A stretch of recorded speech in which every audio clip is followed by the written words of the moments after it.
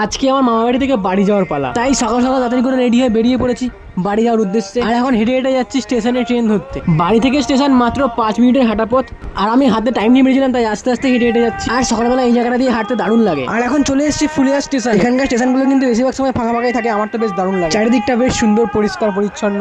আর আমি দাঁড়িয়ে করছি ট্রেনের অপেক্ষা, কখন ট্রেনটা আসবে, ট্রেনে উঠে যাবো বাড়ি। আর হ্যাঁ, ট্রেনে উঠে ভিডিও করতে পারিনি কারণ প্রচন্ড পরিমাণে ভিড় ছিল, তাই ট্রেন থেকে নেমে ভিডিওটা অন করলাম। আর এখন টোটো করে যাচ্ছি ফেরিঘাটের দিকে, কারণ ওখান থেকে লঞ্চ ধরে যাবো ভদ্রেশ্বর। শ্যামনগর স্টেশন থেকে কিন্তু ফেরিঘাট প্রায় অনেকটাই, তাছাড়াও পাশে রয়েছে তেলিনিপাড়া ঘাট, কিন্তু ওখান থেকে আমি পার হই না কারণ অনেকটা ঘুরে বাড়ি যেতে হয়। ফাইনালি পৌঁছে গেছি, আর এখন যাচ্ছি টিকিট কেটে লঞ্চের দিকে। আগে জায়গাটা একদমই অন্যরকম ছিল, এখন দেখতে পাচ্ছ পুরোটাই ফুল চেঞ্জ। আর এখন যাচ্ছি লঞ্চের দিকে, কারণ লঞ্চটা ছেড়ে দেবে, তাতেই করে যাচ্ছিলাম দৌড়ে দৌড়ে।